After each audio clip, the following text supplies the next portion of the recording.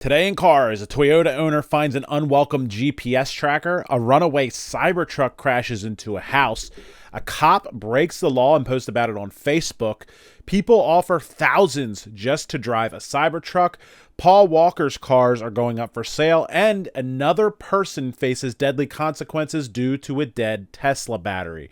Appreciate you guys so much for tuning in. If you could do me a favor and help me get this series going by hitting the like button below and subscribing, clicking the bell icon. This is Today in Cars. Also, be sure to check out the Today in Cars playlist over on my channel for the quick wrap up of everything that you want to know about in the world of wheels every week.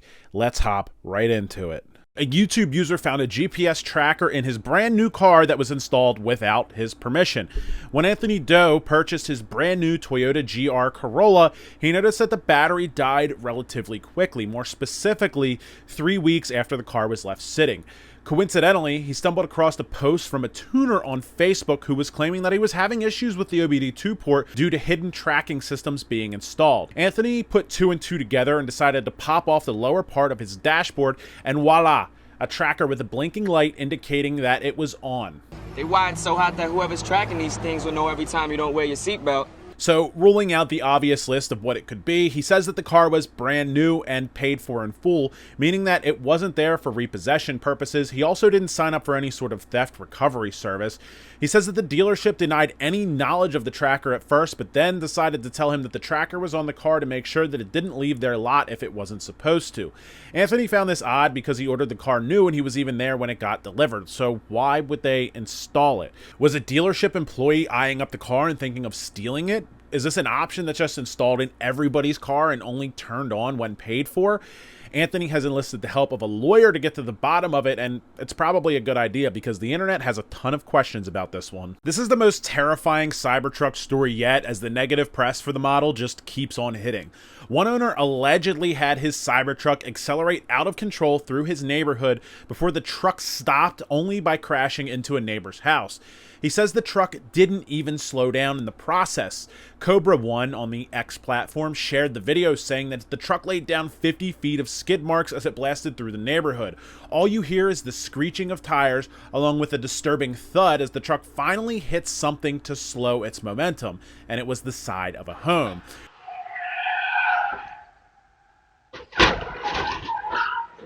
Fortunately, this happened in a neighborhood where nobody was around, and the truck didn't accelerate out of control on a highway at high speeds.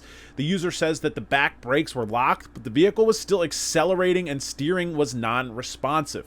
This has me recalling that viral video that shows the truck's laggy, wire-driven steering system. With each new story that comes out, it seems like maybe Tesla bit off a little bit too much here as they threw all of the new tech at this thing, and you could definitely see why the release was bumped back several times before the Cybertruck eventually came out. The owner did say that he spoke with a Tesla rep who allegedly said that due to the terrain, the accelerator may or may not disengage when the brake is depressed.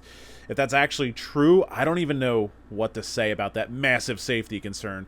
As a Tesla fan myself, hopefully the Cybertruck is able to get back on track. When a sheriff breaks the law, it's something that's bound to draw major attention. This story was originally broken down by the Arkansas Times. The heat of the EPA cracking down on diesel truck owners has tapered off from the spotlight just a bit, but if you were paying attention toward the end of last year, you just couldn't get away from it. These headlines were everywhere.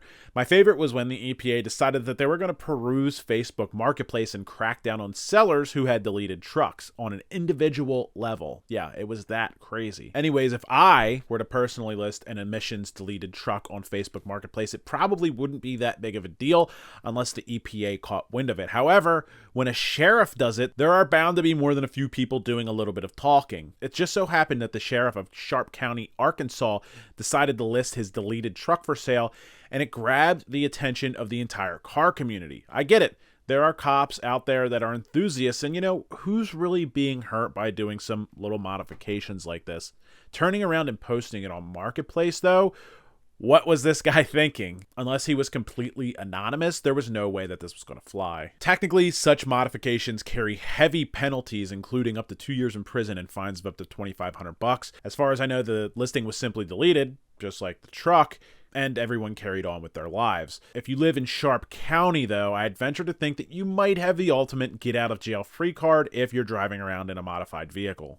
There are a lot of ways to make money in the world of cars, and this might be one of the stranger ways that I've heard about. In a story dropped over at Car Scoops, we learned that apparently for those who are ready to break their sales agreement and sell their Cybertruck before the 1-year hold window, the demand to test drive these things is incredibly overwhelming. It's so much so that apparently one man is charging a fee to even touch the truck. The story goes that the original fee charged by a man by the name of Mr. Roberts was $100 before being raised to $500 and eventually $1,000 to test drive the truck.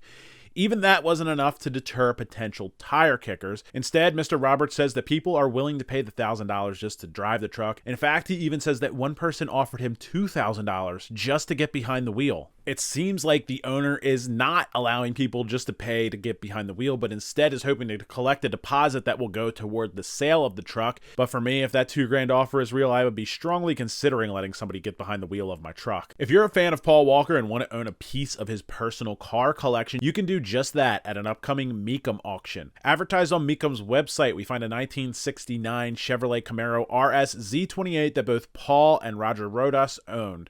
The Camaro looks to have been one of Paul's project cars that he started on and was never able to complete before his untimely passing. The machine appears to be in really solid shape as a project, a good jumping off point, if you will. The car is numbers matching and hooked up with a 302 cubic inch V8 and a 4-speed manual transmission. After looking at the pictures, not only is the outside looking like it's in pretty good shape, but that interior is looking pretty sharp for a car this old. Other cars from his collection have crossed the block and have been had for pretty decent prices, so there isn't an auction date just yet, but this might be one to keep an eye on if you'd like to own a machine that belonged to the man himself. Another day, another person trapped inside of their hot Tesla in dangerous heat due to its electronic door locks. This time, it was a baby trapped inside as the temperatures in Arizona continued to rise. Renee Sanchez strapped in her 20-month-old in a car seat ready for an expedition to the zoo when she shut the door and realized that she was in a real-life horror story when she couldn't get it back open.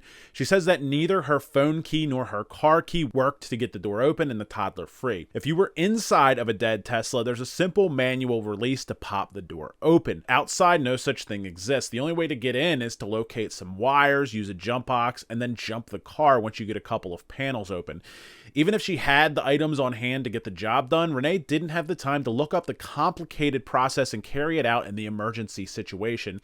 She quickly called 911 and says that the firefighters seemed disgusted when they showed up and found a Tesla because they struggled to get inside of them without breaking things. They proceeded to smash the window and save the child from inside of the hot car.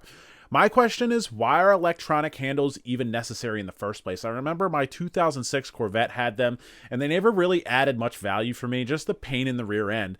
However, on my Vet, if the battery died, the car had a hidden release that was used to pop the door by using a key, much simpler and quicker than the process that you have to go through on a Tesla. So it's been a pretty crazy week in cars. The Cybertruck thing is pretty crazy. Those models are absurd right now. There's a lot going on with the Cybertruck, and the GPS tracker might have been the most interesting story to me this week.